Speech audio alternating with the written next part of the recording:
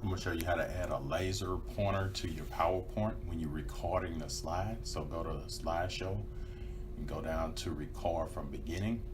Once you go down to record from beginning, go down to the far left. You can barely see it, but if you see right here, click on that little pencil, then go up to laser pointer. So now, once I start recording, which I'm going to start now, it's going to show the laser on my recording.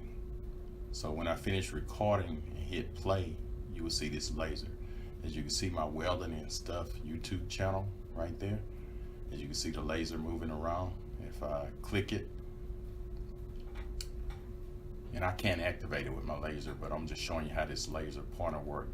You can see, you can visit my website at www.weldingandstuff.net, and also my Amazon store if you want to purchase some things. So that's how you record while using the laser. So if this video helped, subscribe to my channel and visit my website at www.weldingandstuff.net.